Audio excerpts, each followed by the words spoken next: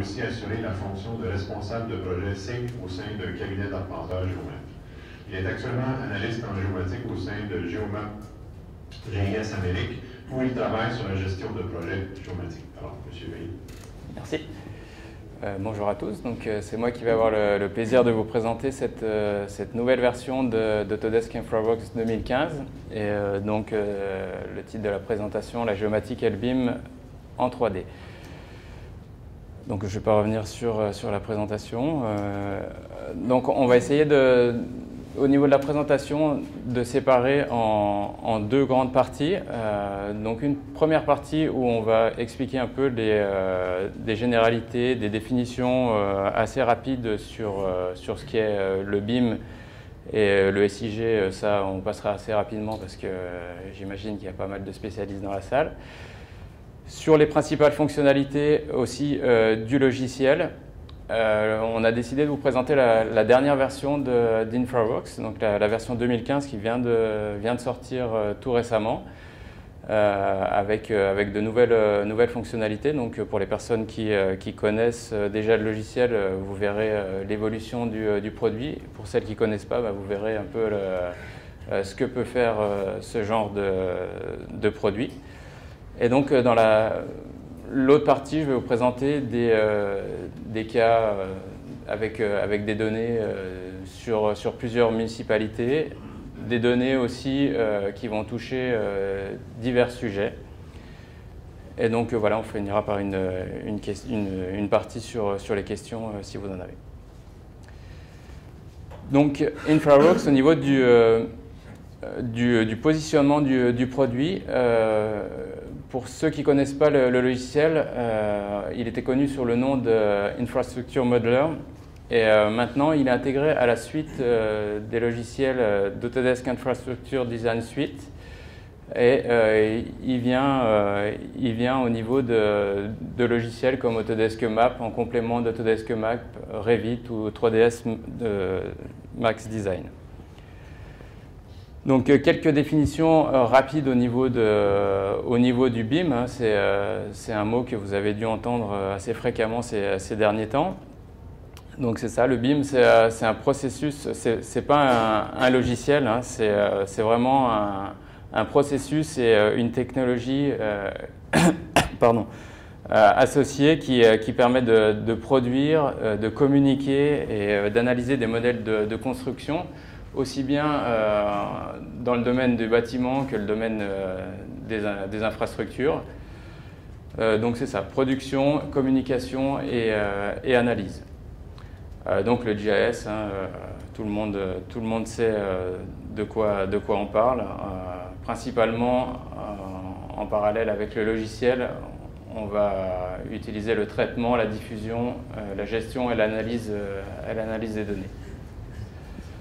Donc il va y avoir des relations entre le BIM et le SIG à différentes phases du projet BIM. Donc il va y avoir des interrelations au niveau du traitement de la donnée et de l'exploitation de la donnée.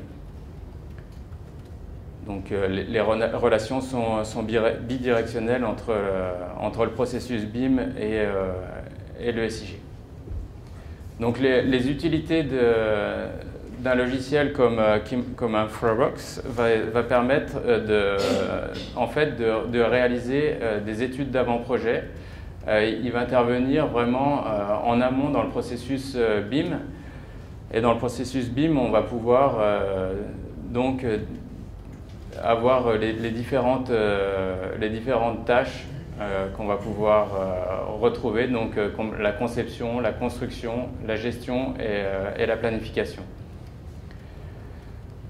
L'utilité du logiciel, donc ça va être de visualiser des données spatiales et des données 3D, de fournir des outils pour créer des modèles de conception, améliorer la communication visuelle. Donc on verra que c'est un logiciel qui permet bien sûr d'empiler les couches de données et de visualiser rapidement l'information, mais aussi c'est un outil de communication donc, qui va permettre de nous faire réaliser des vidéos et qui va nous permettre de donner des aides pour la décision de la suite du projet à tenir. Donc faciliter l'analyse et donc améliorer la prise de décision. À qui il est destiné? Donc aux géomaticiens au sens large, aussi bien géomaticiens des villes que des MRC, au service des travaux publics, de l'urbanisme et du génie. Donc ça regroupe en gros pas mal ces secteurs-là. Les promoteurs des grands projets et aussi les architectes. Donc ça couvre quand même une grande partie des utilisateurs. Donc au niveau proprement dit du logiciel, les nouveautés qu'on va avoir au niveau du logiciel pour la version 2015, donc ça va être une nouvelle interface utilisateur immersive. Donc c'est une interface qui va, vous le verrez, qui est assez facile d'utilisation, avec des menus déroulants, avec des rubans qui apparaissent, très convivial et facile d'utilisation. En général, ce logiciel, il est très facile à utiliser et il ne demande pas beaucoup de prise en main. Donc vous verrez que lors de la démo, je vais vous montrer la possibilité de créer un modèle 3D avec des couches d'information et ça va quand même relativement vite. On a des nouveautés aussi au niveau de modules spécifiques, donc on va pouvoir intégrer des informations, des modules entre guillemets métiers pour la construction et la conception de routes, de ponts et de bassins versants. Donc ça, c'est des fonctionnalités qu'on pourra activer suivant le produit. Deux nouveautés aussi qui sont intéressantes, le Model Builder et le WeoGeo Market. Donc c'est deux outils qui nous permettent en fait de récupérer de l'information à partir de sites web et de créer notre projet à partir de rien. Donc la principale peur des utilisateurs de logiciels BIM, c'est d'avoir de la donnée 3D. Donc maintenant, on a la possibilité, on a les outils, soit d'aller récupérer de l'information directement à partir de Google, soit d'avoir de l'information à partir d'un site payant, et c'est ce que comprend WeoGeo Market. Donc on paye un abonnement et on paye des données qu'on peut récupérer en fonction d'une localisation sur une carte. Donc ça permet de récupérer de la donnée 3D, de la donnée des modèles numériques de terrain, des bâtiments avec des élévations, si on n'a pas la possibilité d'avoir les données en interne. Et donc la dernière nouveauté, c'est l'intégration d'InfraWorks 360 qui permet de bénéficier des avantages du cloud, donc de partager les modèles qu'on va pouvoir créer et aussi de récupérer des modèles qui sont disponibles dans le cloud. Donc pour revenir aux fonctionnalités communes avec les anciens logiciels, avec l'ancienne version d'InfraWorks, on a l'intégration intuitive des sources de données variées. Donc on va pouvoir intégrer des informations aussi bien de GIS, aussi bien de modèles 3D, d'orthophoto, de raster, de nuages de points. Donc il y a vraiment une palette assez large et on parcourra quelques-uns des fichiers, des formats de fichiers disponibles. Donc il y a des nouveautés par rapport à les dernières versions. Donc on peut maintenant intégrer du SketchUp, on peut intégrer directement des formats natifs Civil 3D DWG et AutoCAD 3D DWG et des modèles 3D aussi de Revit ou d'autres logiciels. Donc on peut intégrer de la donnée, mais on peut aussi en créer directement à partir de l'interface de dessin. Donc il y a une bibliothèque de symboles, une bibliothèque de textures qui est disponible à l'intérieur du logiciel qui permet de créer rapidement des routes, du mobilier urbain avec déjà une bibliothèque préintégrée. Donc vous n'avez pas besoin de redessiner vos symboles ou de les créer. Ils sont déjà disponibles et ça permet de créer rapidement de la donnée sur votre modèle. Donc voilà quelques exemples au niveau des bâtiments, de la végétation notamment. On a aussi des outils d'analyse qui vont nous permettre, comme dans un GIS, mais avec quand même moins de puissance, de réaliser des analyses thématiques sur les objets de la carte, sur le terrain, quand vous disposez d'un modèle numérique de terrain, et sur les nuages de points. Donc après, on peut faire ressortir rapidement une contrainte ou des informations au niveau du modèle. Et ce dont je vous parlais tout à l'heure, une des fonctionnalités intéressantes, c'est qu'on peut réaliser des propositions, des scénarios avec un seul modèle. On peut créer, par exemple, différentes infrastructures pour pouvoir proposer aux décisionnaires de prendre une décision, justement, par rapport au modèle présenté. Donc, je vais vous présenter, je vais essayer, si j'ai le temps, de vous présenter quatre exemples de modèles avec différentes orientations. Donc le premier, ça va être avec des données, un jeu de données de la ville de Dollard-des-Ormeaux, donc qui sera plus orienté, on va dire, municipal. Un deuxième exemple avec des données qui seront plus destinées aux gestionnaires un gestionnaire de projet, on va dire, de construction d'infrastructures. Et un troisième exemple avec des exemples de storyboard ou de vidéos qu'on peut développer à partir d'un modèle 3D qui est plus abouti.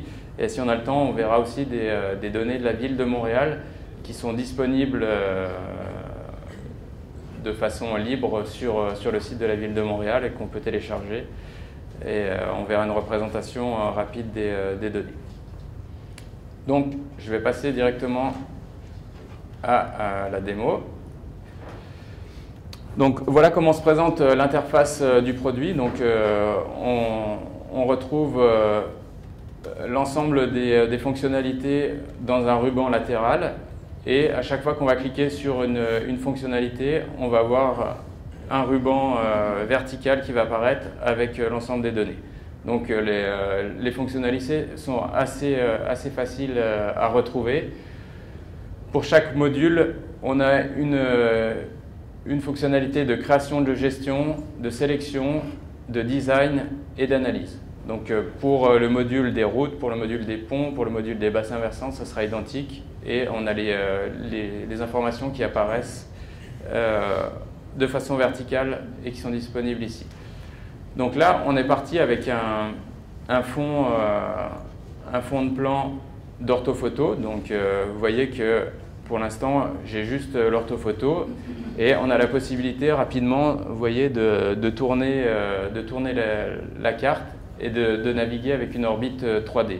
Donc on peut se repositionner facilement là ici en fonction du petit cube pour revenir en 2D ou revenir avec un angle différent. Donc ce que je vais faire, c'est que je vais rajouter de l'information. Donc je vais rajouter une couche qui va être la couche des bâtiments. Donc je vais aller chercher une couche de bâtiment qui est là un format SQLite, c'est un format de base de données. Donc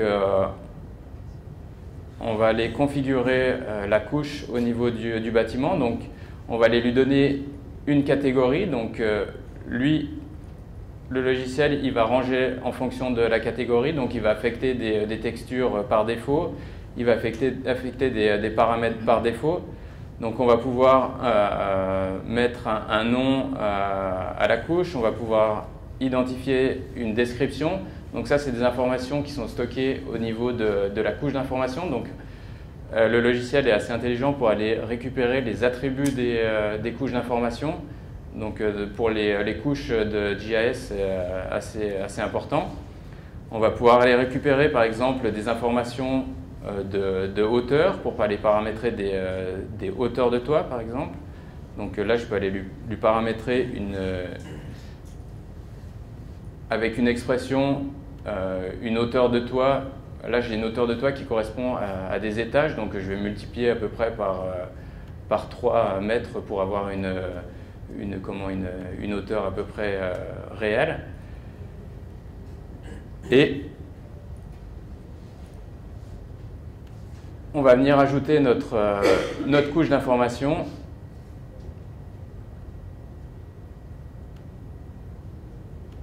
avec les bâtiments qui vont venir se positionner au niveau de la carte. Je ne sais pas si vous voyez bien. Donc on a les bâtiments qui apparaissent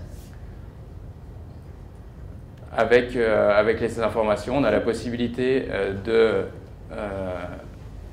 modifier les informations qu'on a au niveau de la carte. Donc si on voit qu'il y a un problème, aussi pour une raison quelconque, on veut modifier l'information, on peut aller interagir directement sur un objet spécifiquement au niveau de la carte.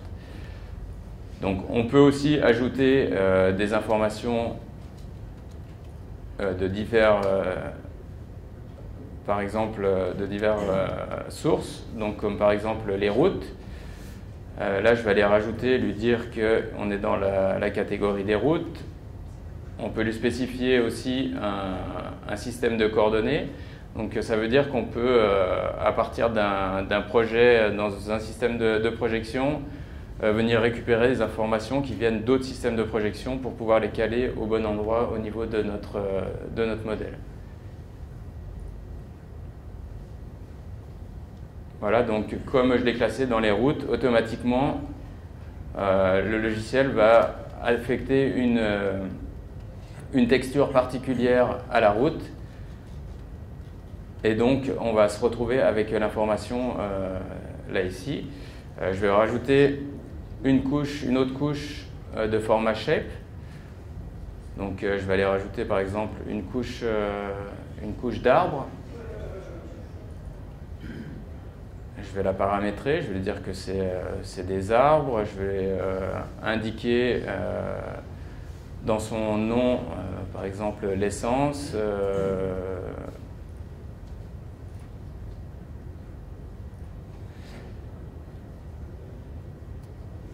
et on va utiliser, donc logiquement les arbres devraient apparaître, ils apparaissent en petit là ici. Donc je n'ai pas dû choisir le bon symbole, la bonne représentation. Donc je vais aller positionner en fonction de l'essence.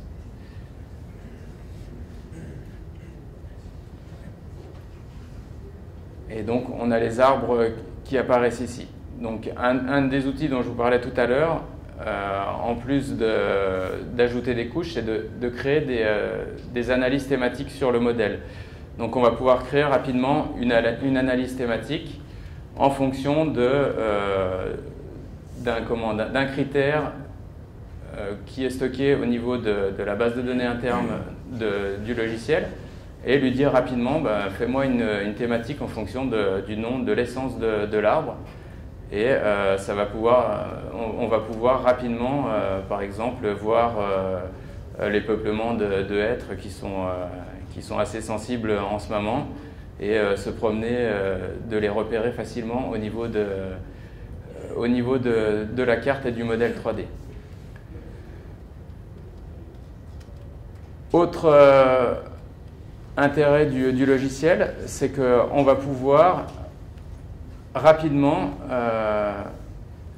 se positionner au niveau d'un endroit du modèle et aller rajouter des informations. Si vous avez un projet d'aménagement ou un projet de développement dans votre municipalité et que un architecte vous donne un modèle 3D d'un type de bâtiment qui va être disponible dans le développement, vous avez la possibilité, logiquement, la fenêtre devrait apparaître, ou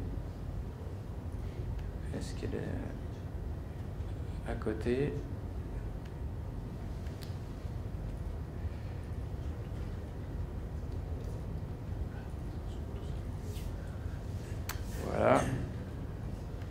Donc, en lui donnant la catégorie des bâtiments, on a la possibilité de placer de manière interactive. Donc tout à l'heure, je passais des données géoréférencées. Là, ça va être des données de type interactif. Donc je vais aller positionner, vous voyez, un bâtiment directement sur mon modèle 3D.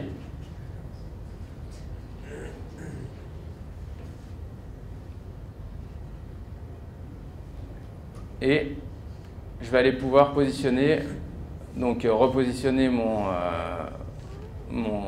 modèle. J'ai la possibilité de venir rajouter des informations de design, donc comme du mobilier urbain, hein, si je veux par exemple rajouter une borne fontaine, je peux venir en rajouter une là ici. Je peux rajouter rapidement un peuplement forestier, donc je choisis mon essence. Je viens dessiner rapidement une zone là ici, et lui me dessine rapidement l'information. Donc vous voyez qu'avec, donc là c'est pas très, je vais vite pour les besoins de la présentation, hein, mais en très peu de temps, on peut venir quand même ajouter de l'information pertinente au modèle.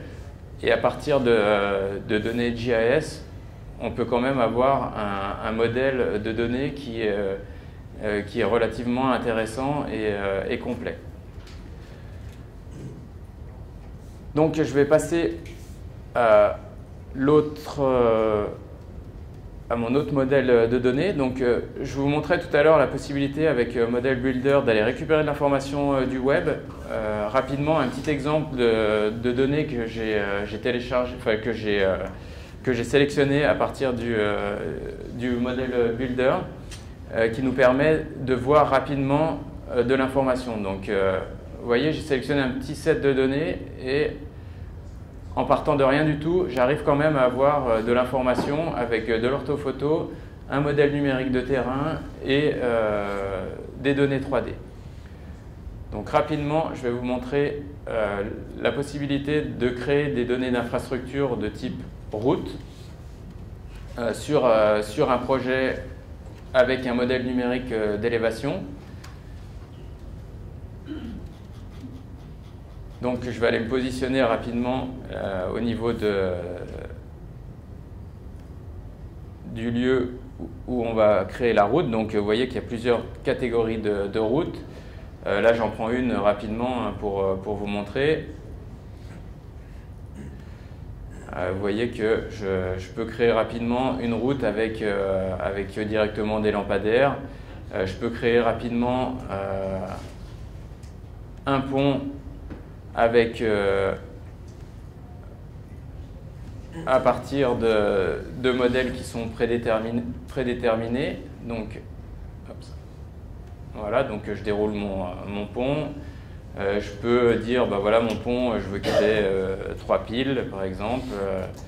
Et rapidement, on a les informations qui apparaissent de manière dynamique. Donc j'arrive à créer rapidement mon information et obtenir à partir d'un modèle de données sans grands intérêts, avoir de l'information quand même qui est pertinente. Je voulais juste vous montrer rapidement le dernier exemple et ce qu'on peut avoir en termes de communication visuelle avec un projet 3D. Après, ça achèvera. Donc, c'est sur... Voilà, bah ça a achevé plus vite que prévu. C'est les risques du direct. Bah écoutez, je ne sais pas si on a le temps. Il reste 5 minutes. Ok. Donc 4.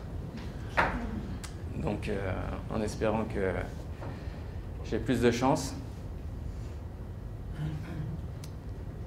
Voilà, donc c'est sur un set de données qui est quand même un peu plus conséquent avec des informations 3D et puis des projets qui ont été réalisés dans un secteur de la ville. Là, on va avoir la possibilité de visionner, le modèle. Alors que je le retrouve.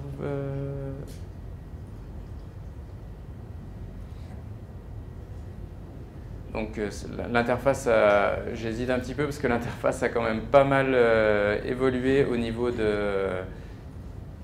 Voilà, donc au niveau des deux versions, et là c'est vraiment une version qui date d'une dizaine de jours. Donc voilà l'exemple un peu de ce qu'on peut avoir en termes de résultat final concernant un aménagement d'infrastructure. Donc à partir d'un set de données 3D, on peut réaliser comme un storyboard avec des informations, avec une bande sonore, avec du texte et avec vraiment un résumé du projet qui permet de dire est-ce que ce projet est réalisable, si oui, qu'est-ce que ça va demander. Donc voilà, on a un peu un aperçu de ce que le logiciel peut réaliser.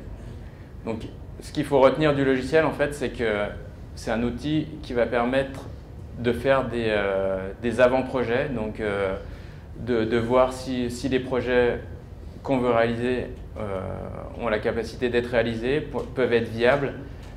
Et c'est un outil qui permet quand même d'assembler assez rapidement l'information et d'obtenir quand même en très peu de temps des modèles 3D assez pertinents.